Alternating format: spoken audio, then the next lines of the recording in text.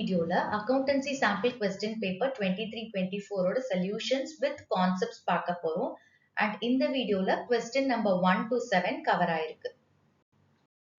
First question, A and B are partners sharing profits and losses in the ratio of 3:2. C is admitted for 1/4 and for which 30,000 rupees and 10,000 rupees are credited as a premium for goodwill to A and B respectively.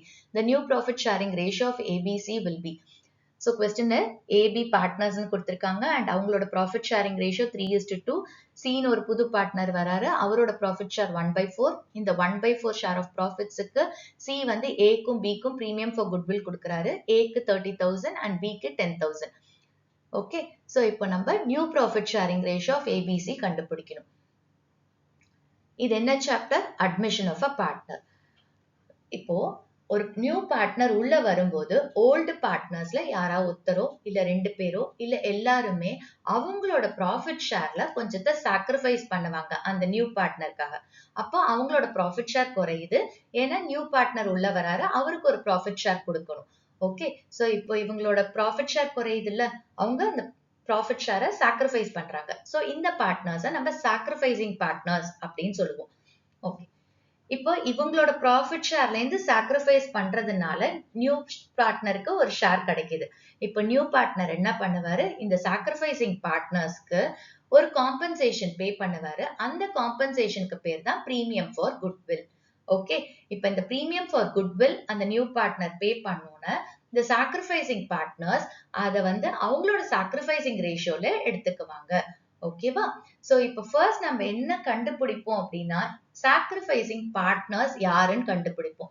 அதுக்கு ஒரு formula இருக்கு. அதாவது sacrificing ratio is equal to old profit sharing ratio minus new profit sharing ratio.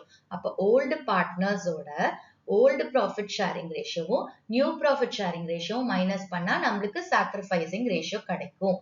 Okay, அப்ப நம்மளுக்கு யார் sacrifice பண்ணிருக்காங்க அப்படிங்கிறது தெரியும். அந்த சாக்ரிஃபைசிங் பார்ட்னர்ஸுக்கு நியூ பார்ட்னர் வந்து காம்பன்சேஷன் பே பண்ணுவாரு. அதுக்கு பேர் தான் premium for goodwill. Okay, so admission of பார்ட்னர்ல நம்ம குட்வில் ட்ரீட் பண்றதுக்கு இந்த பிரீமியம் ஃபார் குட்வில்லோட ட்ரீட்மெண்ட்ல 6 கேசஸ் இருக்கு. பட் இந்த கொஸ்டினை பொறுத்த வரைக்கும் நம்மளுக்கு ஒரு கேஸ் இருக்கு. அதாவது நியூ பார்ட்னர் குட்வில் உள்ள கொண்டு வராரு அண்ட் அந்த குட்வில்ல வந்து சாக்ரிஃபைசிங் பார்ட்னர்ஸ் எடுத்துக்கிறாங்க. ஓகே, அவங்க பிசினஸ்ல வச்சுக்கிறாங்க அவங்களோட அக்கவுண்ட்ல. ஓகே, சோ அதுதான் அந்த கேஸை தான் நம்ம இங்க பார்க்க போறோம். That is the new partner brings in premium for goodwill and it is retained in the business. அந்த கேஸை தான் இங்க நம்ம பார்க்க போறோம். சோ ஃபர்ஸ்ட் அதோட கான்செப்ட் அண்டர்ஸ்டாண்ட் பண்ணிட்டு அதுக்கப்புறம் நம்ம சம்ம சால்வ் பண்ணலாம். The payment of premium for goodwill is the compensation to the sacrificing partners for the sacrifice they make in favor of the new partner. Okay, so new partnerக்காக sacrificing partners அவங்களோட profit share sacrifice பண்றதுக்காக new partner என்ன செய்றாங்க, அவங்கள compensate பண்றாங்க. So அந்த compensationக்கு பேர் தான் premium for goodwill. அடுத்தது sacrificing ratio. Formula என்னது? Old profit share minus new profit share. Okay, இப்போ வந்து இந்த அட்மிஷன் ஆஃப் பார்ட்னர்ல நியூ பார்ட்னர் வந்து குட்வில் உள்ள கொண்டு வராரு. அதே மாதிரி அந்த குட்வில்ல வந்து சாக்ரிஃபைசிங் பார்ட்னர்ஸ் எடுத்துக்கிறாங்க இல்லையா, அதுக்கான என்ட்ரிஸை பார்க்கலாம். சோ பிரீமியம் ஃபார் குட்வில், அதாவது நியூ பார்ட்னர் உள்ள வரும்போது premium for goodwill as well as capital கொண்டு வருவாங்க. சோ என்ட்ரி வந்து ஃபார்மை பொறுத்த வரைக்கும் கேஷ் உள்ள வருது, கேபிட்டல் மூலமாவும் பிரீமியம் ஃபார் குட்வில் மூலமாவும் கேஷ் உள்ள வருது. So cash or bank account debit to new partners capital account to premium for goodwill. Okay, அடுத்த என்ட்ரி வந்துட்டு இப்ப இந்த பிரீமியம் ஃபார் குட்வில்ல சாக்ரிஃபைசிங் பார்ட்னர்ஸ் எடுத்துப்பாங்க. சோ அதுக்கு என்ட்ரி வந்து premium for goodwill account debit to sacrificing partners capital or current account. Suppose fluctuating capital method na capital account ன்னு எழுதுவோம். அதே வந்து fixed capital method na current account அப்படின்னு எழுதுவோம். இந்த premium for goodwill எவ்வளோ பிரீமியம் கொண்டு வராரோ அந்த நியூ பார்ட்னர் அதை எழுதுவோம். அண்ட் இங்க வந்து சாக்ரிஃபைசிங் பார்ட்னர் அவங்களோட சாக்ரிஃபைசிங் ரேஷியோல எடுத்துக்குவாங்க. ஓகே, சோ இதுதான் ஓவரால் கான்செப்ட். கொஸ்டின் என்ன கொடுத்திருக்காங்க, ஓல்டு ப்ராஃபிட் ஷேரிங் ரேஷியோ ஏபிக்கு 3:2 சொல்லியிருக்காங்க அண்ட் பிரீமியம் ஃபார் குட்வில்ல ஏபிக்கு கிரெடிட் பண்ணியிருக்காங்க which is 30,000 10,000. இப்ப நம்ம செகண்ட் ஜர்னல் பார்த்தோம், அதாவது premium for goodwill account debit to sacrificing partners capital account.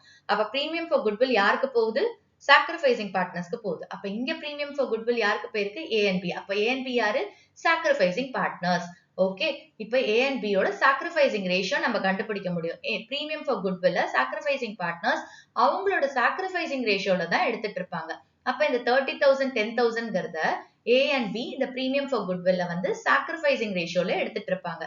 இத வச்சு நம்ம சாக்ரிஃபைசிங் ரேஷியோ கண்டுபிடிக்க முடியும். சோ A and B யோட சாக்ரிஃபைசிங் ரேஷியோ வந்து 3:1. ஓகே, இது வரைக்கும் புரியுதா? இப்ப பாருங்க, C யோட இந்த 1/4 ஷேருக்கு AB வந்து 3:1ங்கிற ரேஷியோல கொடுத்திருக்காங்க, சாக்ரிஃபைஸ் பண்ணிருக்காங்க. C யோட இந்த 1/4 ஷேர் ஆஃப் ப்ராஃபிட்ஸ்க்கு A and B 3:1ங்கிற ரேஷியோல சாக்ரிஃபைஸ் பண்ணிருக்காங்க.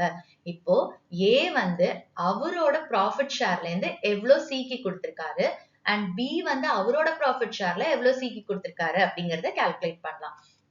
A surrender to C, அதாவது 1/4ல A யோட சாக்ரிஃபைஸ் எவ்வளவு? 3/4. So 1/4 into 3/4 which is 3/16. அடுத்தது B surrender to C. B வந்து C யோட ஷேர் எவ்வளவு? 1/4 and B யோட சாக்ரிஃபைஸ் எவ்வளவு? 1/4. So 1/4 into 1/4 1/16. அதாவது இப்ப வந்து A அவரோட ப்ராஃபிட் ஷேர்ல 3/16 Cக்கு கொடுத்திருக்காரு and B வந்து அவரோட ப்ராஃபிட் ஷேர்ல 1/16 Cக்கு கொடுத்திருக்காரு. ஓகேவா? சோ இப்போ இங்க பாருங்களேன், இத ஆட் பண்ணி பாருங்க. 3/16 plus 1/16 4/16. 4/16 சிம்பிளிஃபை பண்ணுங்க, என்ன வரும்? 1/4. சோ 1/4 வந்துருச்சா C யோட ஷேர்? ஓகே, அடுத்தது இப்ப இது கண்டுபிடிச்சிட்டோம். இப்ப இது என்ன அர்த்தம்?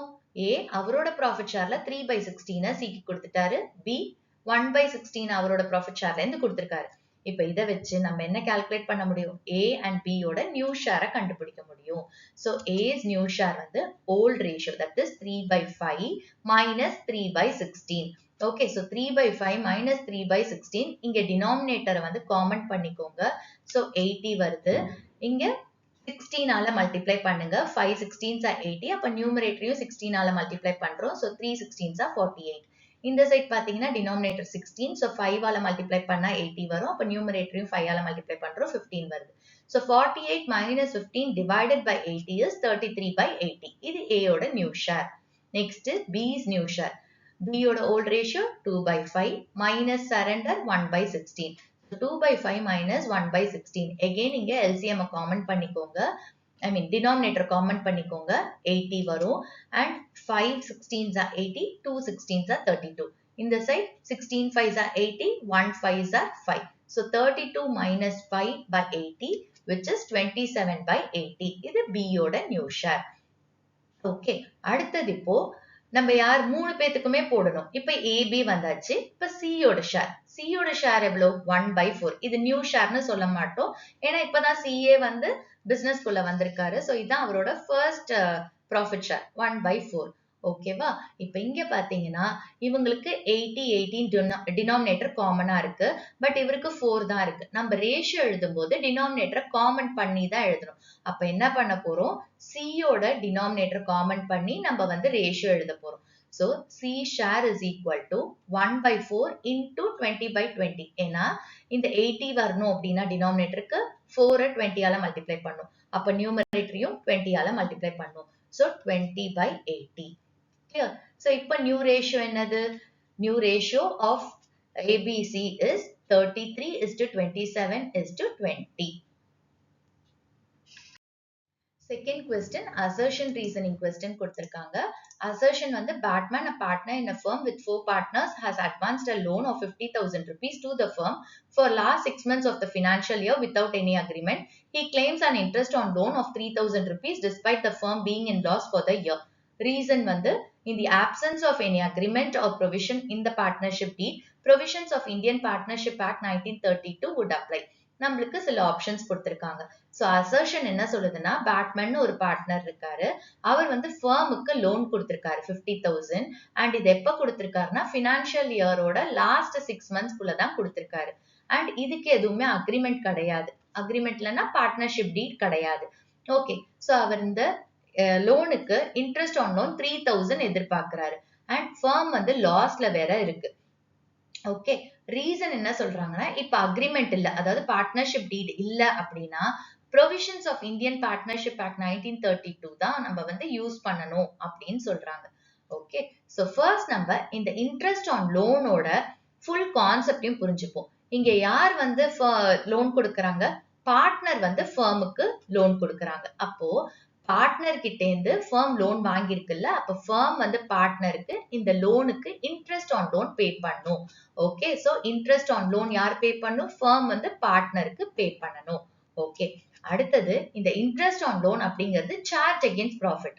அப்படின்னா கம்பெனி லாஸ்ல இருந்தாலும் சரி இல்ல ப்ராஃபிட்ல இருந்தாலும் சரி, அது வந்து இந்த இன்ட்ரெஸ்ட் ஆன் லோனை பே பண்ணி தான் ஆகணும். அதுதான் சார்ஜ் அகேன்ஸ்ட் ப்ராஃபிட். ஸோ ஒரு கம்பெனி ப்ராஃபிட் ஏர்ன் பண்ணாலும் சரி இல்ல லாஸ் சஃபர் பண்ணாலும் சரி இந்த இன்ட்ரெஸ்ட் ஆன் லோனை பே பண்ணணும். ஸோ இங்க கொஸ்டின்ல பாத்தீங்கன்னா இன்ட்ரெஸ்ட் ஆன் லோன் அவர் கேட்கிறாரு அண்ட் அந்த ஃபர்ம் வந்து லாஸ்ல இருக்கு. லாஸ்ல இருந்தாலுமே இந்த ஃபர்ம் என்ன செய்யணும்? இன்ட்ரெஸ்ட் ஆன் லோன் பே பண்ணும். ஏன்னா இது charge against profits. Okay, and interest on loan அந்த ரேட் எவ்வளவு இருக்கும் அப்படின்னா பார்ட்னர்ஷிப் டீட்ல எவ்வளவு சொல்லியிருக்காங்களோ அதுதான் இன்ட்ரெஸ்ட் ஆன் லோனோட பெர்சன்டேஜ். இங்க பாத்தீங்கன்னா இவங்களுக்கு தான் அக்ரிமெண்டே இல்ல. இப்ப இவங்களுக்குள்ள அக்ரிமெண்டே இல்ல, பார்ட்னர்ஷிப் டீடே இல்ல அப்படின்னா இந்தியன் பார்ட்னர்ஷிப் ஆக்டோட ப்ரொவிஷன்ஸ் அதாவது இந்தியன் பார்ட்னர்ஷிப் ஆக்ட் 1932 ப்ரொவிஷன்ஸ் படி அந்த லோன் கொடுத்திருக்காங்கல்ல அந்த பார்ட்னருக்கு ஃபர்ம் வந்து 6% பெர் ஆனம் லோன் அமௌண்ட்ல இன்ட்ரெஸ்ட் பே பண்ணணும். ஓகே, ரேட் ஆஃப் இன்ட்ரெஸ்ட் எவ்வளோ? 6% பெர் ஆனம். எப்போ இதை யூஸ் பண்ணுவோம்? பார்ட்னர்ஷிப் டீட் இல்ல அப்படின்னா 6% பெர் ஆனம். ஓகே, சோ இப்போ இங்க பாருங்க, பேட்மேன் வந்து 50,000 லோன் கொடுத்திருக்காரு. எப்ப கொடுத்திருக்காரு? கடைசி 6 மாசத்துக்கு தான் கொடுத்திருக்காரு. இங்க நம்ம என்னன்னு பேசுறோம்? 6% பெர் ஆனம்க்கு பேசுறோம். இவர் எவ்வளவு கிளைம் பண்றாரு இன்ட்ரெஸ்ட்? 3,000. பட் இவரோட இன்ட்ரெஸ்ட் எவ்வளவு வரும் அப்படின்னா 50,000 into 6/100, that is rate of interest. 6/100 into 6/12 எவ்வளவு மாசத்துக்கு? 6 monthsக்கு தான். ஒரு வருஷத்துக்கு போட முடியாது. அவர் கொடுத்திருக்கிறதே கடைசி 6 மாசத்துல தான். சோ அப்போ 6/12 தான் போடுவோம். சோ 1,500 தான் நம்மளுக்கு வரும். சோ அவர் கிளைம் பண்றாருல 3,000, அதை ஃபுல்லா கொடுக்க முடியாது. 1,500 தான். ஏன்னா இது லாஸ்ட் 6 monthsக்கு தான் அவர் கொடுத்திருக்காரு. ஓகே, இது வந்து இந்த இன்ட்ரெஸ்ட் எவ்வளவு? 6% பெர் ஆனம். ஒரு வருஷத்துக்கு 6%. ஓகே, சோ அசர்ஷன் வந்து இது தப்பு. 3,000 வராது, 1,500 தான் வரும். செகண்ட் ரீசனிங் என்ன சொல்லியிருக்காங்க? இப்ப வந்து பார்ட்னர்ஷிப் டீட் இல்ல அப்படின்னா இந்தியன் பார்ட்னர்ஷிப் ஆக்ட் 1932 ப்ரொவிஷன்ஸை தான் நம்ம எடுத்துக்கணும் அப்படின்னு சொல்றாங்க. அதே தான் இன்ட்ரெஸ்ட் ஆன் லோனோட கான்செப்டை நம்ம பார்த்தோம். அதாவது பார்ட்னர்ஷிப் டீட் இல்ல அப்படின்னா பார்ட்னர்ஷிப் டீட் இருந்தா அதுல என்ன இன்ட்ரெஸ்ட் சொல்லியிருக்காங்களோ அது கொடுப்போம். பார்ட்னர்ஷிப் டீட் இல்லாத போது நம்ம என்ன செய்வோம்? இந்தியன் பார்ட்னர்ஷிப் ஆக்ட் 1932 ப்ரொவிஷன்ஸ் தான் எடுத்துப்போம். அந்த ப்ரொவிஷன்ஸ் என்ன சொல்லுது? 6% பெர் ஆனம் லோன் அமௌண்ட்ல இன்ட்ரெஸ்ட் பே பண்ணும் அப்படின்னு சொல்லுது. So அப்ப reasoning correct, assertion தப்பு. Okay, so option D தான் கரெக்டான answer. A is correct, but A is incorrect, R is correct. Okay, A is incorrect, but R is correct. Third question, if 10,000 shares of 10 rupees each were forfeited for non-payment of final call money of 3 rupees per share and only 7,000 of these shares were reissued at 11 rupees per share as fully paid up, then what is the minimum amount that the company must collect at the time of reissue of the remaining 3,000 shares? So question என்ன சொல்லுது? 10,000 shares 10 rupees each, இதை வந்து forfeit பண்றாங்க. ஏன் அப்படின்னா final call money pay பண்ணல. final call money வந்து 3 rupees per share. Okay, இந்த 10,000 sharesல 7,000 shares மட்டும் reissue பண்றாங்க 11 rupeesக்கு as fully paid up. Okay, question வந்து இந்த ரிமைனிங் 3,000 ஷேர்ஸ் இருக்குல்ல, அதை ரீஇஷ்யூ பண்ணும்போது கம்பெனி எவ்வளவு மினிமம் அமௌண்ட் கலெக்ட் பண்ணணும் அப்படின்னு கேட்டிருக்காங்க. ஓகே, சோ இப்போ நம்மளுக்கு என்னென்ன கொடுத்திருக்காங்க? 10,000 shares of 10 rupees each forfeit பண்றாங்க. ஓகே, கால்ஸ் அண்ட் அரியர்ஸ் வந்து ஃபைனல் கால் மணி வந்து 3 rupees per share and forfeited amount எவ்வளோ?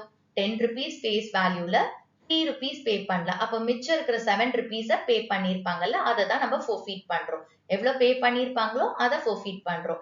So 7 rupees per share forfeited price. Okay, reissue வந்து 7,000 shares 11 rupeesக்குன்னு reissue பண்றாங்க as fully paid up.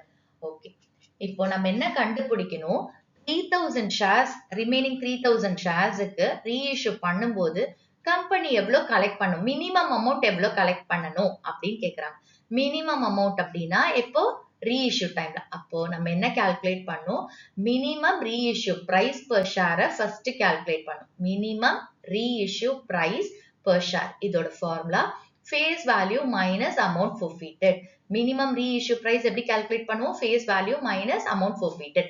face value 10 rupees, amount forfeited 7 rupees. So 10 rupees minus 7 rupees, 3 rupees தான் நம்மளோட minimum reissue price. Okay. இப்போ நம்ம price per share கண்டுபிடிச்சிருக்கோம். அதாவது minimum reissue price per share வந்து 3 rupees. இப்போ இந்த 3000 sharesக்கு எவ்வளோன்னு நம்ம calculate பண்ணணும். So minimum amount to be collected at the time of reissue of the remaining 3000 shares வந்து number of shares to be reissued into minimum reissue price per share. Number of shares to be reissued எவ்வளோ? 3000 into minimum reissue price 3 rupees. So 3000 shares into 3 rupees, 9000 rupees தான் நம்மளோட minimum amount அந்த company 3000 shares reissue பண்ணும்போது collect பண்ணும். Okay. Thirdல வந்து OR question கொடுத்திருக்காங்க. அது பார்க்கலாம். On 1st April 2022, Galaxy Limited had a balance of 8 lakh rupees in securities premium account. During the year, company issued 20,000 equity shares of 10 rupees each as bonus shares and used the balance to write off the loss on issue of debentures on account of issue of 2 lakh 9% debentures of 100 rupees each at a discount of 10% redeemable at 5% premium. The amount to be charged to statement of P&L for the year for loss on issue of debentures would be options கொடுத்திருக்காங்க. So question என்ன சொல்லுதுன்னா Galaxy Limited ஓட securities premium accountல 8 lakh rupees இருக்கு. இந்த 8 lakh rupeesல first அவங்க bonus shares issue பண்றாங்க. Okay. So 8 lakh rupeesல bonus shares issue பண்ணிட்டு balance amount வந்து loss on issue of debentures write off பண்ண யூஸ் பண்ணிக்கிறாங்க. Okay. So இந்த loss on issue of debentures ஏன் அப்படின்னா அவங்க வந்து 2 lakh debentures issue பண்றாங்க 10% discountலயும் redeemable at 5% premium. Okay. So நம்மளுக்கு question என்ன அப்படின்னா இந்த loss on issue of debentures write off பண்ணும்போது statement of P&L accountல நம்ம எவ்வளோ amount போடுவோம் அப்படின்றது தான் கேட்டிருக்காங்க. நம்மளுக்கு என்ன கொடுத்திருக்காங்க securities premium accountல 8 lakhs இருக்கு. bonus shares issue பண்றது வந்து 20,000 equity shares of 10 rupees each. Okay. And fresh issue பண்ணியிருக்காங்க. அதாவது 2 lakh debentures வந்து 100 rupees each issued at a discount of 10% redeemable at 5% premium அப்படின்னு கொடுத்திருக்காங்க. Okay. First இப்போ இந்த 10% எவ்வளோங்கிறத calculate பண்ணிக்கலாம். So discount ஓட amount calculate பண்ணிக்கலாம். எதுல நம்ம இந்த 10% calculate பண்ணுவோம்? face valueல. So discount வந்து 100 into 10% which is 10 rupees. So நம்மளோட issue price அப்படின்றது discountல issue பண்ணியிருக்காங்களா? அப்போ issue price அப்படிங்கிறது face valueலேருந்து இந்த 10 rupees போச்சுன்னா 90 rupees தான் issue price. So 100 minus 10, 90 rupees. அடுத்தது redeem பண்ணும்போது premium 5%ல redeem பண்றாங்க. So இதுவும் நம்ம face valueல தான் calculate பண்ணோம். Redemption on premium வந்து 100 rupeesல 5% which is 5 rupees. Okay. So இது ஞாபகம் வச்சுக்கோங்க. இது redemption of premium. Securities premium கிடையாது. இது வந்து redemption நம்ம repay பண்ணும்போது அவங்க வந்து premiumல repay பண்றாங்க. Okay. So அதே மாதிரி bonus shares சொல்றாங்கல்ல bonus shares எதுல இருந்து issue பண்றாங்க? Securities premiumல இருந்து issue பண்றாங்க. debentures அப்படிங்கிறது கம்பெனி பப்ளிக் கிட்ட இருந்து borrow பண்றாங்க and அந்த borrowings-க்கு கம்பெனி வந்து ஒரு acknowledgement கொடுக்கறாங்க அந்த பப்ளிக் கிட்ட அந்த acknowledgement-க்கு பேர் தான் debentures. ஓகே. சோ இப்போ இந்த debentures-ங்கிறது borrowings இல்லையா? சோ அப்ப அந்த borrowings-அ repay பண்ணணும். அந்த repay பண்றாங்கல்ல அத தான் நம்ம redemption அப்படின்னு சொல்லுவோம். ஓகே. சோ இப்போ நமக்கு 6 cases இருக்கு இந்த redemption-ல. அதுல ஒரு கேஸ் தான் நம்ம பார்க்கிற இந்த sum. That is issue at discount and redeemable at premium. Okay. So இங்க இந்த கம்பெனி என்ன பண்ணிருக்காங்க? debentures issue பண்ணும்போது discountல issue பண்ணிட்டு redeem பண்ணும்போது premiumல redeem பண்றாங்க. Okay. So இங்க discountங்கிறது loss. Face value 100 rupees இருந்துச்சுன்னா இவங்க issue பண்றது 90 rupeesக்கு தான் பண்ணிருக்காங்க. 10 rupees discount.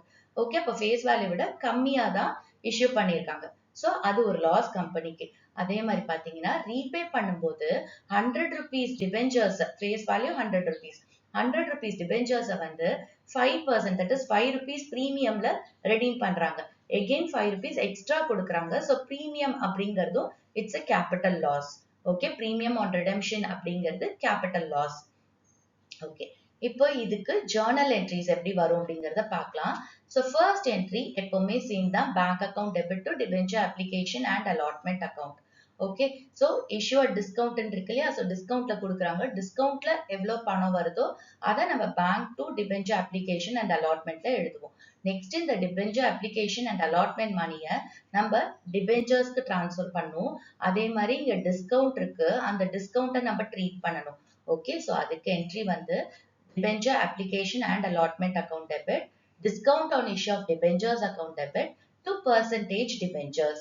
Okay, so discount issue பண்ணிருக்காங்க, அதுக்கு entry என்னது, debenture application and allotment account debit, discount on issue of debentures account debit to percentage debentures. இப்போ redeem பண்ணும்போது premiumல redeem பண்றாங்க. Okay, that is extra 5 rupees கொடுத்த face value 100 rupees debentures, but அவங்க வாங்கும்போது டிஸ்கவுண்ட்ல தான் வாங்கியிருக்காங்க, 90 rupeesக்கு தான் வாங்கியிருக்காங்க. திருப்பி ரீபே பண்ணும்போது எவ்வளவுக்கு பண்றாங்க, 5 rupees எக்ஸ்ட்ரா கொடுத்து ரீபே பண்றாங்க. ஓகே, சோ அப்போ இந்த premium on redemption of debentures அப்படிங்கிறது கம்பெனிக்கு ஒரு கேபிட்டல் லாஸ், கம்பெனிக்கு ஒரு கேபிட்டல் லாஸ். அதே மாதிரி இந்த பிரீமியம் ஆன் ரிடெம்ஷன் ஆஃப் டிபென்ச்சர்ஸ்ங்கிறது ஒரு லயபிலிட்டி, தட் இஸ் அவங்க வந்து ரீபே பண்ணும்போது கம்பெனி பிரீமியம்ல தான் ரீபே பண்ணும், ஸோ அது ஒரு லயபிலிட்டி கம்பெனிக்கு. அதனால இந்த பிரீமியம் ஆன் ரிடெம்ஷன் ஆஃப் டிபென்ச்சர்ஸை நம்ம கிரெடிட் பண்ணுவோம், ஏன்னா அது லயபிலிட்டி கம்பெனிக்கு, ஸோ அதை கிரெடிட் பண்றோம். To premium on redemption of debentures அப்படின்னு சொல்லி போடுறோம் கிரெடிட் சைட்ல. இப்போ இந்த பிரீமியம் ஆன் ரிடெம்ஷன் ஆஃப் டிபென்ச்சர்ஸ்ங்கிறது கேபிட்டல் லாஸ் இல்லையா, அந்த கேபிட்டல் லாஸையும் நம்ம காட்டணும், அதை நம்ம டெபிட் பண்ணுவோம். ஸோ லாஸ்ங்கிறது nominal in nature, so debit all expenses and losses. So இங்க வந்து loss on issue of debentures, இதே premium on redemption of debenturesல என்ன amount போடுறோமோ அதை தான் இந்த லாஸ்லயும் நம்ம போடுவோம். ஓகே, so இந்த என்ட்ரிய நம்ம இன்னொரு மாதிரியும் எழுதலாம், அதாவது இதே என்ட்ரீஸ்ல இந்த discount on issue of debentures, loss on issue of debentures சேர்த்து ஒரே இதுவா டிரான்சாக்ஷனா நம்ம loss on issue of debentures அப்படின்னு போட்டிருக்கோம். ஓகே, இங்க பாருங்க, debenture application and allotment account debit to percentage debentures to premium on redemption of debentures. இப்போ issue பண்ணும்போது நம்மளுக்கு டிஸ்கவுண்ட் இருக்கு, டிஸ்கவுண்ட்டும் கம்பெனிக்கு ஒரு லாஸ். அதே மாதிரி redeem பண்ணும்போது premium on redemption இருக்கு, அதுவும் லாஸ். இப்போ இந்த ரெண்டு லாஸையும் சேர்த்து ஒன்னா loss on issue of debentures அப்படின்னு எழுதுவோம். ஓகே, இந்த டிஸ்கவுண்ட்ல ஒரு அமௌண்ட் போடுவீங்கல்ல, இந்த அமௌண்ட்டும் இந்த loss on issue of debentures amount ரெண்டுத்தையும் ஆட் பண்ணி இங்க அவுட்டர் காலம்ல லாஸ் ஆன் இஷ்யூ ஆஃப் டிபென்ச்சர்ஸ்க்கு நேரே எழுதுவோம். சோ இந்த செகண்ட் என்ட்ரியும் தேர்ட் என்ட்ரியும் இருக்குல்ல, இது ரெண்டுத்துல ஏதா ஒன்னு எழுதுனா போதும், ஐதர் நீங்க செகண்ட் என்ட்ரி இப்படி எழுதுங்க இல்லனா இப்படி எழுதுங்க. Okay, so either of the two, இது எழுதலாம் இல்லனா இது எழுதலாம், எந்த என்ட்ரி வேணாலும் எழுதலாம், பட் ரெண்டுத்தையும் எழுதாதீங்க, ஏதாச்சும் ஒன்னு எழுதுங்க. ஓகே, இப்போ நம்மளுக்கு ரைட் ஆஃப் பண்றாங்க இல்லையா, அந்த லாஸை ரைட் ஆஃப் பண்றாங்க. அதை எப்படி ரைட் ஆஃப் பண்ணுவாங்க கம்பெனி அப்படின்னா, ஃபர்ஸ்ட் வந்து செக்யூரிட்டிஸ் பிரீமியம் அக்கௌண்ட்ல இருந்து ரைட் ஆஃப் பண்ணுவாங்க. அந்த ரைட் ஆஃப் பண்ணும்போது செக்யூரிட்டிஸ் பிரீமியம் அக்கௌண்ட்ல வந்து இந்த லாஸ் ஆன் இஷ்யூ ஆஃப் டிபென்ச்சர்ஸ்க்கு அமௌண்ட்க்கு ஈக்குவலா அமௌண்ட் இல்ல அப்படின்னா அடுத்தது ஸ்டேட்மெண்ட் ஆஃப் ப்ராஃபிட் அண்ட் லாஸ்ல இருந்து அமௌண்ட் எடுத்துப்பாங்க. ஓகே, சே ஃபார் எக்ஸாம்பிள் இப்போ loss on issue of debentures வந்து 5 lakh rupees அப்படின்னா செக்யூரிட்டிஸ் பிரீமியம் அக்கௌண்ட்ல 2 lakh தான் இருக்கு. அப்போ செக்யூரிட்டிஸ் பிரீமியம் அக்கௌண்ட் 2 lakhs எடுத்துக்குவாங்க, பாக்கி 3 lakhs வந்து ஸ்டேட்மெண்ட் ஆஃப் ப்ராஃபிட் அண்ட் லாஸ்ல இருந்து எடுத்துக்குவாங்க. ஓகே, இதுக்கு என்ட்ரி பார்க்கலாம். Securities premium account debit to discount or loss on issue of debentures. So அவங்க வந்து ரைட் ஆஃப் பண்ணும்போது டிஸ்கவுண்ட் ஆன் இஷ்யூ ஆஃப் டிபென்ச்சர்ஸும் loss, loss on issue of debentures இந்த பிரீமியம் ஆன் ரிடெம்ஷன்ல இருந்து வருது இல்ல, அதுவும் லாஸ், ரெண்டுத்தையுமே ரைட் ஆஃப் பண்ணணும். ஓகேவா, to discount or loss on issue of debentures. இப்போ வந்து இதுல 5 lakhs வருதுன்னு வச்சுக்கோங்க, அண்ட் செக்யூரிட்டிஸ் பிரீமியம்ல 2 lakhs தான் இருக்கு அப்படின்னா balance 3 lakhs statement of profit and loss அக்கௌண்ட்ல இருந்து எடுத்துக்குவாங்க. ஓகே, சோ இந்த 3 lakhs statement of profit and லாஸ்ல இருந்து எடுத்துக்குவாங்க. ஓகே, சோ இப்போ நம்மளுக்கு क्वेश्चनல செக்யூரிட்டிஸ் பிரீமியம்ல எவ்வளவு இருக்குன்னு கொடுத்திருப்பாங்க, but statement of profit and loss கொடுத்திருக்க மாட்டாங்க. நம்ம என்ன பண்றோம், பாக்கிய ஸ்டேட்மெண்ட் ஆஃப் ப்ராஃபிட் அண்ட் லாஸ்ல இருந்து எடுத்துக்கிறோம்னு அசியூம் பண்ணி போடுறோம். ஓகே, சோ ரைட் ஆஃப் பண்றதுக்கு என்ட்ரி வந்து securities premium account debit, statement of profit and loss account debit to discount or loss on issue of debentures account. So இந்த entry எப்ப போடுறோம், நம்ம issue at discount, redeemable at பிரீமியம்ல இந்த first 3 entries, அதாவது இந்த செகண்ட் அண்ட் தேர்ட் என்ட்ரில ஏதாச்சும் ஒன்னு தான் வரும். சோ 2 என்ட்ரிஸ் தான் இந்த issue at discount and redeemable at பிரீமியம்ல வரும். ஓகே, இந்த ரைட் ஆஃப் பண்றாங்க அப்படின்னு கொடுத்திருந்தாதான் நம்மளுக்கு இந்த தேர்ட் என்ட்ரி வரும். இப்போ இந்த சம்மோட சொல்யூஷன் பார்க்கலாம். ஜர்னல் எழுதிக்கலாம். ஃபர்ஸ்ட் வந்து bank account debit to debenture application and allotment. இந்த இஷ்யூக்கு ஃபர்ஸ்ட் நம்ம போடுவோம். ஸோ இங்க 2 lakh டிபெஞ்சர்ஸை வந்து டிஸ்கவுண்ட்ல இஷ்யூ பண்ணியிருக்காங்க. ஸோ டிஸ்கவுண்ட் அமௌண்ட் நம்ம பார்த்தோம் 90 rupees. So 2 lakhs into 90 rupees 18 lakhs. Okay, அடுத்தது இந்த டிபெஞ்சர் அப்ளிகேஷன் அண்ட் அலாட்மெண்ட்டை வந்து டிபெஞ்சர்ஸ்க்கு ட்ரான்ஸ்ஃபர் பண்றாங்க. எகெயின் இங்க டிஸ்கவுண்ட்ல இஷ்யூ பண்ணியிருக்காங்க. ஸோ டிஸ்கவுண்ட்ல இஷ்யூ பண்ணும்போது நம்மளோட என்ட்ரி வந்து debenture application and allotment account debit discount on issue of debentures account debit to 9% debentures. இப்போ இங்க debenture application allotmentல அதே 18 lakhs போடுவோம். discount on issue of debenturesல 100 rupees face value, அதுல 10% discountனா 10 rupees discount. So 2 lakhs into 10 rupees 20 lakhs. அடுத்தது debentures accountக்கு transfer பண்றது இந்த full face value போடணும். So 2 lakhs into 100 2 crore rupees. Okay, அடுத்தது இப்போ நம்ம இந்த redeemable at 5% premium இருக்குல்ல, அதுக்கான என்ட்ரி இங்க போடணும். So premium on redemption, okay, எக்ஸ்ட்ராவா கொடுத்து 100 rupees face value, பட் அதுல 5 rupees 100 rupeesல 5%ங்கிறது 5 rupees. So premium 5 rupees extra கொடுக்குறாங்க. அது கம்பெனிக்கு loss.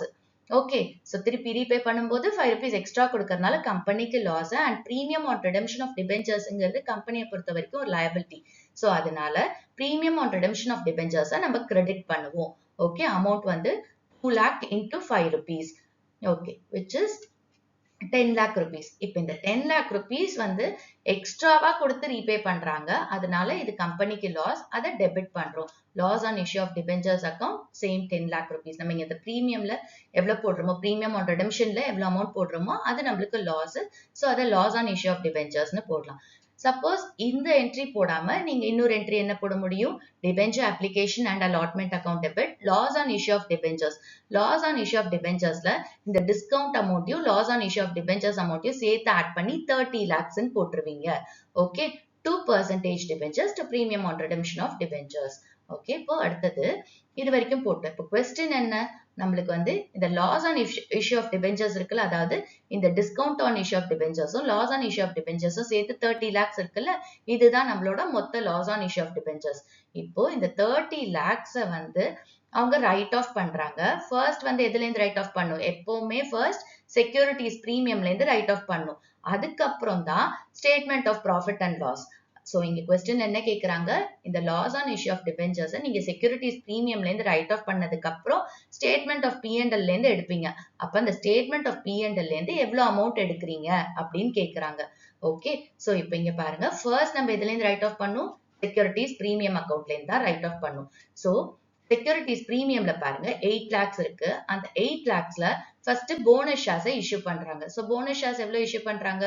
20,000 into 10 rupees. So 2 lakh rupees வந்து இஷ்யூ பண்றாங்க. So 8 lakhsல 2 lakhs போயிடுச்சுன்னா பாக்கி 6 lakhs. என்ன சொல்றாங்க? 8 lakhsல 2 lakhs போச்சுன்னா அதுக்கப்புறம் இருக்கிற பேலன்ஸ் அமௌண்ட்ல தான் ரைட் ஆஃப் பண்ண சொல்றாங்க loss on issue of debentures. So இப்போ செக்யூரிட்டிஸ் பிரீமியம் அக்கவுண்ட்ல நம்மளுக்கு எவ்வளவு இருக்கு? 6 lakhs.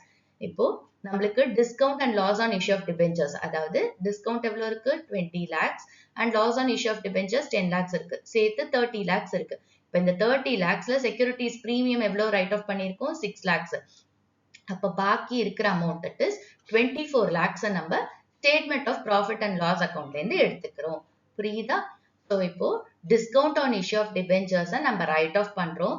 சோ அமௌண்ட் வந்து 30 lakhs. இன் டோட்டல் 30 lakhs இருக்கு. அந்த 30 lakhsல ஃபர்ஸ்ட் நம்ம செக்யூரிட்டிஸ் பிரீமியம்ல இருந்து எடுத்துக்கிறோம் ரைட் ஆஃப் பண்றதுக்கு.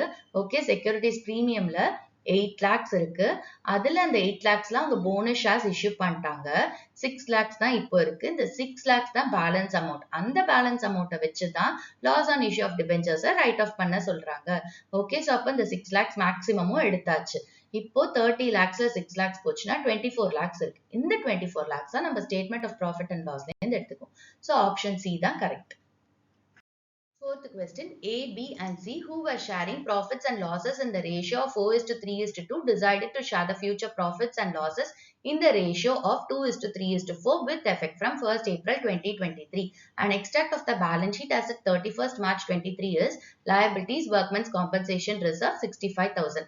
At the time of reconstitution, a certain amount of claim on workmen's compensation was determined for which B share of loss amounted to 5,000 rupees. The claim for workman's compensation would be options கொடுத்திருக்காங்க. So question என்ன சொல்றாங்க? ABC partners அவங்களோட profit sharing ratio 4:3:2. அவங்க அப்புறம் future profits change பண்ணிக்கிறாங்க which is 2:3:4. Balance sheetல workman's compensation reserve 65,000 கொடுத்திருக்காங்க. So இந்த change in profit sharing ratioனால firm என்ன ஆகுது? Reconstitute ஆகுது. அந்த டைம்ல ஒரு certain amount of claim இருக்கு. இந்த workman's compensationல ஒரு certain amount of claim இருக்கு. இந்த claimனால B யோட share of loss வந்து 5,000 determine பண்ணியிருக்காங்க. Though A க்கும் C க்கும் share of loss கொடுக்கலனா கூட நம்மளுக்கு இங்க clue என்ன கொடுத்திருக்காங்க? B யோட share of loss கொடுத்திருக்காங்க. ஓகேவா? நம்ம வந்து இந்த claim on workman's compensation எவ்வளோ அப்படிங்கறத நம்ம கண்டுபிடிக்கணும். ஓகே, அதுதான் ஆப்ஷன்ல நம்ம கண்டுபிடிக்க போறோம். ஓகே, இப்போ workman's compensation reserve அப்படிங்கறத ஏன் கிரியேட் பண்ணுவாங்க அப்படின்னா, சப்போஸ் ஒரு எம்ப்ளாயிக்கு, அதாவது அந்த ஃபர்மோட எம்ப்ளாயீஸ்க்கு வந்து ஏதாச்சும் ஆக்சிடென்ட் ஆகும் அப்படின்னா அதுக்கு காம்பன்சேட் பண்றதுக்காக ப்ராஃபிட்ல இருந்து ஒரு பெர்சன்டேஜ் workman's compensation reserveக்கு டிரான்ஸ்ஃபர் பண்ணி வச்சுப்பாங்க ஃபர்ம். ஓகேவா? சோ அவங்க எம்ப்ளாயீஸ்க்கு ஏதாச்சும் ஆக்சிடென்ட் ஆகுது, அதனால ஒரு லயபிலிட்டி, அந்த லயபிலிட்டியை தான் நம்ம கிளைம்னு சொல்லுவோம். ஓகே, அதை தான் நம்ம கிளைம்னு சொல்லுவோம். சோ யாருக்கு ஆக்சிடென்ட் ஆகுது, அதனால ஒரு கிளைம் வந்துச்சுன்னா அதை என்ன பண்ணுவாங்க? இந்த ரிசர்வ்ல இருந்து செட்டில் பண்ணுவாங்க. ஓகே, இதுதான் workman's compensation reserve. இப்போ இந்த change in profit sharing ratioல இந்த workman's compensation reserve இருக்கு இல்லையா, இதுக்கான அக்கவுண்டிங் ட்ரீட்மெண்ட் நம்மளுக்கு ரெண்டு கேஸ்ல இருக்கு. ஃபர்ஸ்ட் கேஸ் வந்து workman's compensation reserve கொடுத்திருப்பாங்க, பட் கிளைமை பத்தி எந்த இன்ஃபர்மேஷனும் கொடுத்திருக்க மாட்டாங்க. அண்ட் கேஸ் 2 வந்து workman's compensation reserveம் கொடுத்திருப்பாங்க, கிளைமும் கொடுத்திருப்பாங்க.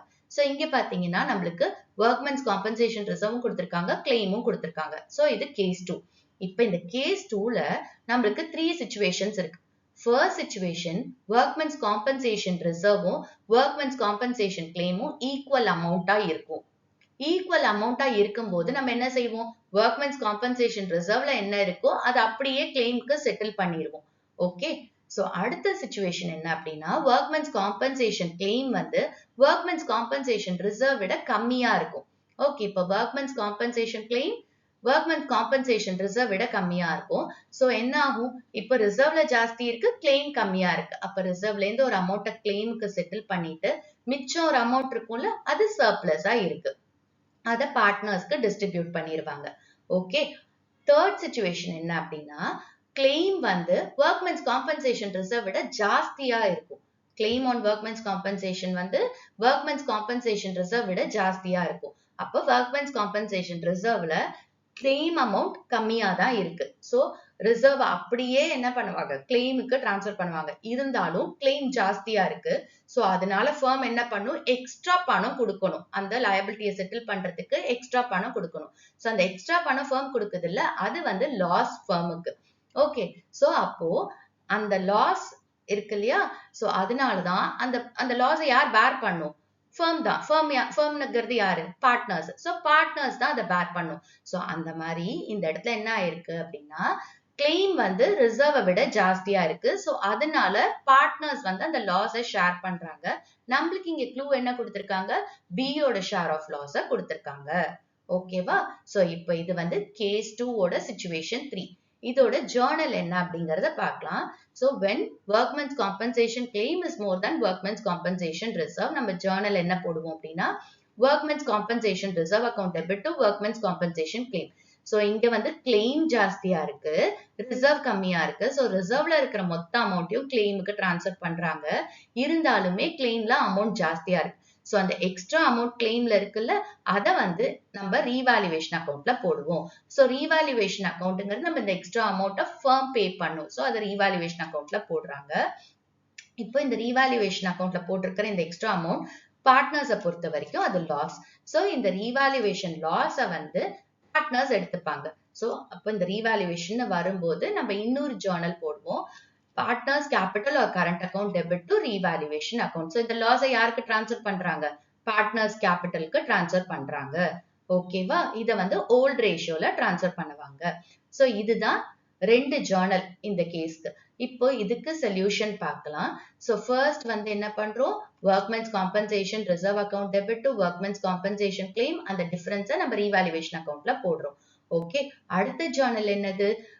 over partners capital account to revaluation account. So A is capital account debit, B is capital account debit, C is capital account debit to revaluation account. Okay. நம்மளுக்கு இப்ப இங்க என்ன clue கொடுத்திருக்காங்க? B share of loss கொடுத்திருக்காங்க 5,000. So B's capital share of loss 5,000 கொடுத்துட்டாங்க. இப்ப இத வச்சு நம்ம என்ன கண்டுபிடிக்க முடியும்? ரீவாலுவேஷன் அக்கவுண்ட்ல என்ன அமௌண்ட், இந்த லாஸ் என்ன அமௌண்ட்ங்கிறத கண்டுபிடிக்க முடியும். எப்படி கண்டுபிடிப்போம்னா, இந்த 5,000 இருக்குல்ல, இந்த 5,000 B யோட ஷேர் ஆஃப் லாஸ். இத வந்து B யோட ப்ராஃபிட் ஷேரிங்க நம்ம ரெசிப்ரோகேட் பண்ணா நம்மளுக்கு ரீவாலுவேஷன் அமௌண்ட் கிடைக்கும். So 5,000 into 9/3 இந்த ஓல்ட் ரேஷியோ தான் எடுத்துக்கணும். ஓகேவா? இங்க வந்து நம்ம டிஸ்ட்ரிபியூட் பண்றது ஓல்ட் ரேஷியோல தான் பண்ணுவோம். சோ அதனால ஓல்ட் ரேஷியோல B யோட ஷேர் எவ்வளவு இருக்கு? Profit share 3/9. Okay, 4 plus 3 plus 2 9. So 3/9 இருக்கு. இப்ப அததான் இந்த 5,000ங்கிறது எப்படி வந்துச்சு? ஏதோ ரீவாலுவேஷன்ல ஒரு அமௌண்ட் இருந்திருக்கு. அதை into 3/9 போடும்போது 5,000 வந்திருக்கு. இப்ப again இதை ரெசிப்ரோகேட் பண்ணா நம்மளுக்கு ரீவாலுவேஷன் அக்கவுண்ட்ல எவ்வளவு அமௌண்ட்னு தெரிஞ்சிடும். So 5,000 into 9/3. இப்போ நம்மளுக்கு வருது 15,000. அப்ப ரீவாலுவேஷன் எவ்வளவு இருக்கு? இங்க 15,000. இந்த ரீவாலுவேஷன் அக்கவுண்ட்ல 15,000 போடுறோம். இப்போ workmen's compensation reserve எவ்வளவு கொடுத்திருக்காங்க? 65,000 கொடுத்திருக்காங்க. இப்போ இது ரெண்டுத்தையும் ஆட் பண்ணா நம்மளுக்கு claim எவ்வளவுன்னு தெரியும். So claim வந்து 80,000. So option D தான் answer. Fourthல or question கொடுத்திருக்காங்க. Question வந்து A, B and C are in partnership business. A used 2 lakh rupees belonging to the firm without the information to other partners and made a profit of 35,000 rupees by using this amount. Which decision should be taken by the firm to rectify the situation? So option A need to return only 2 lakh rupees to the firm. B வந்து A is required to return 35,000 rupees to the firm. C வந்து A is required to pay back 35,000 rupees only equally to B and C. And D, A need to return 2,35,000 rupees to the firm. So question புரிஞ்சுக்கோங்க. Question என்ன சொல்றாங்க அப்படின்னா ABC partners. Okay, ஏ என்ன செய்யறாரு? ஃபர்மோட 2 lakh rupees பிக்கும் சிக்கும் சொல்லாம எடுத்துக்கிட்டு அந்த 2 lakh rupeesல ப்ராஃபிட் earn பண்ணியிருக்காரு 35,000 rupees. இப்போ இந்த சிச்சுவேஷனை வந்து கரெக்ட் பண்றதுக்கு ஃபர்ம் என்ன டிசிஷன் எடுக்கணும்? என்ன டிசைட் பண்ணும் அப்படின்னா, ஏ வந்து பிக்கும் சிக்கும் இன்ஃபர்மேஷன் கொடுக்காம 2 lakh rupees எடுத்திருக்காரு. சோ அந்த 2 lakh rupees அவர் ரிட்டர்ன் பண்ணும்.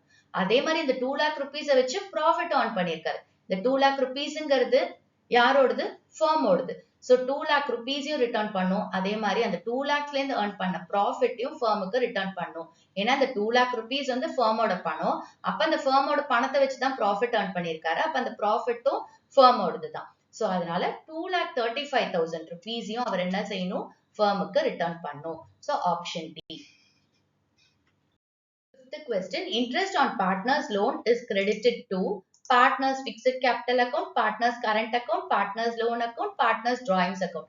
So interest on partners loan எந்த அக்கவுண்ட்ல கிரெடிட் பண்ணணும்னு கேட்டிருக்காங்க. ஃபர்ஸ்ட் வந்து interest on partners loan அப்படிங்கிறது charge against profit.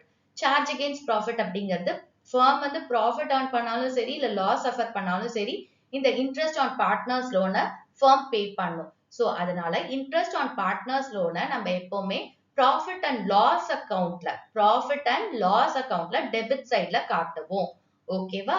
ஏன்னா இது எக்ஸ்பென்ஸ் ஃபர்முக்கு. சோ இந்த எக்ஸ்பென்ஸ் அந்த ஃபர்ம் வந்து லாஸ் இன்கர் பண்ணாலும் அவங்க பே பண்ணி தான் ஆகணும். சோ இத வந்து நம்ம ப்ராஃபிட் அண்ட் லாஸ் அப்ராப்ரியேஷன் அக்கவுண்ட்ல போட மாட்டோம். பார்ட்னர்ஸ் லோனா இருந்தா கூட அதை ப்ராஃபிட் அண்ட் லாஸ் அப்ராப்ரியேஷன் அக்கவுண்ட்ல போட மாட்டோம். ஏன்னா ப்ராஃபிட் அண்ட் லாஸ் அப்ராப்ரியேஷன் அக்கவுண்ட்ங்கிறது appropriation of profits, distribution of profits. Okay, அந்த ப்ராஃபிட்ஸ் எப்ப டிஸ்ட்ரிபியூட் பண்ணுவாங்க? ஃபர்ம் கிட்ட ப்ராஃபிட் இருந்தா தான் டிஸ்ட்ரிபியூட் பண்ணுவாங்க. சோ அதனால இன்ட்ரெஸ்ட் ஆன் பார்ட்னர்ஸ் லோனுங்கிறது என்னது? Charge against profit. அதாவது லாஸ் இன்கர் பண்ணாலும் இந்த இன்ட்ரெஸ்ட்டை பே பண்ணணும். சோ இத ப்ராஃபிட் அண்ட் லாஸ் அக்கவுண்ட்ல போடுவோம். அப்ப ப்ராஃபிட் அண்ட் லாஸ் அப்ராப்ரியேஷன் அக்கவுண்ட்ல போடலையா? அப்ப profit and loss appropriation account போடலன்னா இந்த பிக்ஸட் கேபிட்டல் அக்கவுண்ட்லயும் வராது, கரண்ட் அக்கவுண்ட்லயும் வராது. சோ இந்த option A and B ruled out. அடுத்தது பாருங்க, பார்ட்னர்ஸ் டிராயிங்ஸ் அக்கவுண்ட் கொடுத்திருக்காங்க. பார்ட்னர்ஸ் டிராயிங்ஸ்க்கும் இன்ட்ரெஸ்ட் ஆன் பார்ட்னர்ஸ் லோனுக்கும் எந்த சம்பந்தமும் கிடையாது. சோ அதனால ஆப்ஷன் டியும் கிடையாது. சோ இன்ட்ரெஸ்ட் ஆன் பார்ட்னர்ஸ் லோனை நம்ம பார்ட்னர்ஸ் லோன் அக்கவுண்ட்ல கிரெடிட் பண்ணுவோம். ஓகே, சோ இதுக்கு answer C. Sixth sum, Alexa Limited purchased building from Siri Limited for 8 lakh rupees. The consideration was paid by issue of 6% debentures of 100 rupees each at a discount of 20%. The 6% debentures account is credited with நமக்கு options கொடுத்திருக்காங்க. So question வந்து Alexa Limited Siri Limited கிட்ட இருந்து building purchase பண்ணிருக்காங்க 8 lakh rupeesக்கு. இதுக்கு அவங்க என்ன செய்றாங்க அப்படின்னா debentures issue பண்றாங்க discountல. And நம்மளுக்கு question என்ன அப்படின்னா 6% debentures accountல எவ்வளவு amount credit பண்ணும் அப்படின்னு கேட்டிருக்காங்க. So இந்த question வந்து issue of debenturesல issue of debentures for consideration other than cashங்கிற topic. Okay. So first அதுல அந்த consideration other than cashல purchase of asset பத்தி. First நம்ம இதோட journal entries பார்த்துக்கலாம். இப்போ என்ன பண்றாங்க asset purchase பண்றாங்க. அப்ப asset purchase பண்றதுக்கு Alexa Limited அவங்களோட bookல ஒரு entry எழுதணும். So asset உள்ள வருது இல்ல? So அதனால sundry assets account debit to யார்கிட்ட இருந்து வாங்குறாங்க vendors account. ஏன்னா இங்க cash immediate pay பண்ணல. So அதனால vendors account credit பண்றாங்க. Okay, next இது first entry. Second entry வந்து இந்த vendors நம்ம pay பண்ணோம். pay பண்றதுக்கு பதிலா என்ன பண்றாங்க இங்க debentures issue பண்றாங்க. So இந்த issue for consideration other than cashல vendors வந்து debentures issue பண்றாங்க. அத வந்து 3 situations அதாவது 3 casesல issue பண்ண முடியும். First case வந்து பார்ல issue பண்ண முடியும். Second case வந்து பிரீமியம்ல இஷ்யூ பண்ண முடியும். இல்லன்னா அவங்க வந்து டிஸ்கவுண்ட்ல இஷ்யூ பண்ண முடியும். சோ இந்த மூணு கேஸ்க்குமே நம்ம ஜர்னல் என்னங்கறத பார்க்கலாம். when debentures are issued at par பார்ல இஷ்யூ பண்றாங்க அப்படின்னா யார் ரிசீவ் பண்ண போறாங்க vendor. So vendors account debit to percentage debentures. அடுத்தது பிரீமியம்ல இஷ்யூ பண்றாங்க அப்படின்னா யார் ரிசீவ் பண்ண போறாங்க vendors account. ஓகே இங்க பிரீமியம் இருக்கு. So to percentage debentures to securities premium account. அடுத்தது சப்போஸ் டிஸ்கவுண்ட்ல இஷ்யூ பண்றாங்க அப்படின்னா debentures issued at discountக்கு யார் ரிசீவ் பண்ண போறாங்க vendor. இங்க டிஸ்கவுண்ட்ல கொடுக்குறாங்க. டிஸ்கவுண்ட்ங்கிறது லாஸ். சோ அத டெபிட் பண்றோம். Discount on issue of debentures account debit to percentage debentures. Okay so purchase of assetல நம்மளுக்கு 2 entries தான் வரும். ஒன்னு sundry assets to vendors account.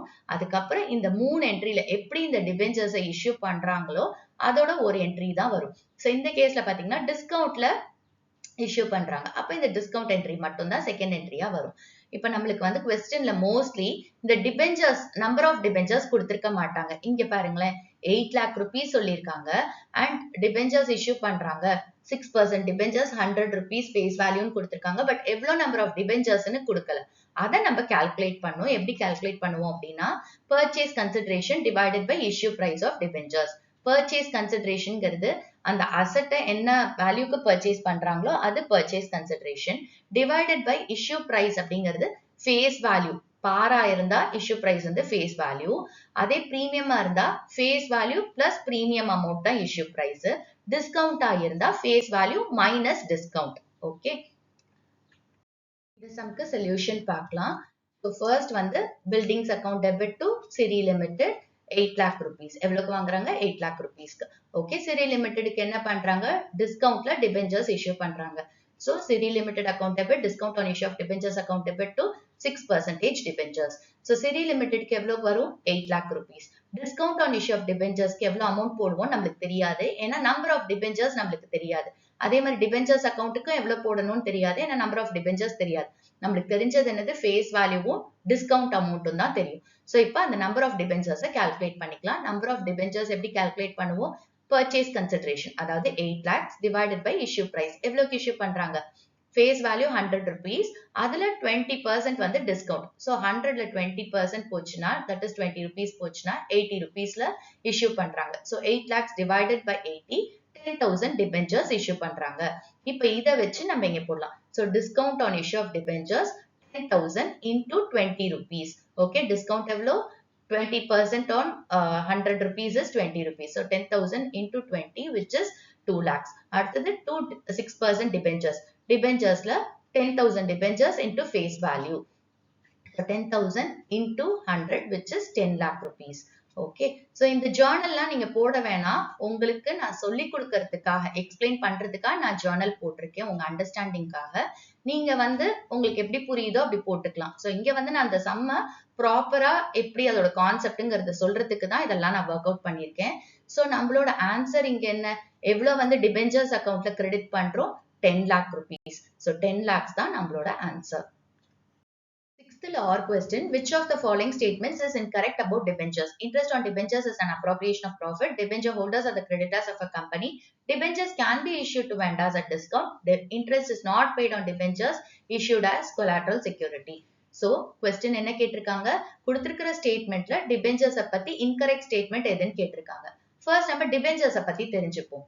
Okay, so இப்போ கம்பெனி வந்து கேபிட்டல் ரேஸ் பண்ணோம் அப்படின்னா அவங்களுக்கு ரெண்டு சோர்ஸ் இருக்கு. ஒன்னு பேங்க் கிட்ட இருந்து ரேஸ் பண்ணுவாங்க, இன்னொன்னு பப்ளிக் கிட்ட இருந்து ரேஸ் பண்ணுவாங்க. சோ பப்ளிக் கிட்ட இருந்து ரேஸ் பண்ணும்போது அவங்க ரெண்டு மெத்தட் யூஸ் பண்ணுவாங்க. ஒன்னு வந்து ஷேர்ஸ் இஷ்யூ பண்ணி கேபிட்டல் ரேஸ் பண்ணுவாங்க, அது ஷேர் கேபிட்டல்னு சொல்லுவோம்.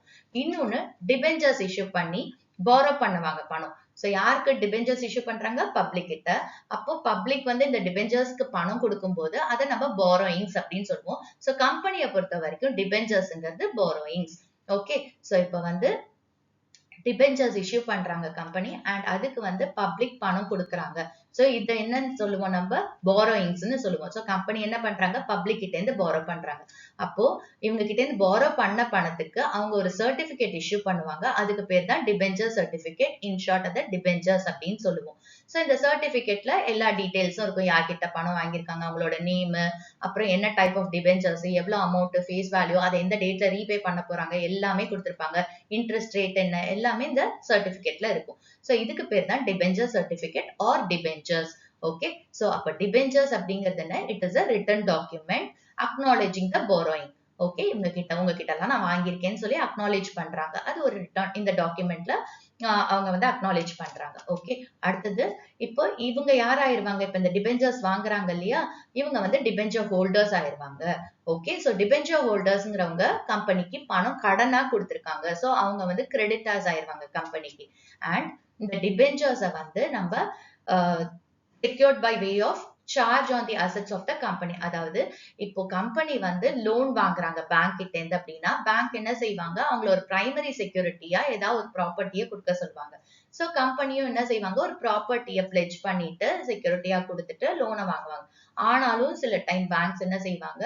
இந்த பிரைமரி செக்யூரிட்டி எங்களுக்கு பத்தாது, எங்களுக்கு டிபெஞ்சர்ஸ் இஷ்யூ பண்ணுங்க, அடிஷனல் செக்யூரிட்டியா டிபெஞ்சர்ஸ் இஷ்யூ பண்ணுங்கன்னு சொல்லுவாங்க. சோ அந்த டைம்ல கம்பெனி என்ன செய்ய முடியும்?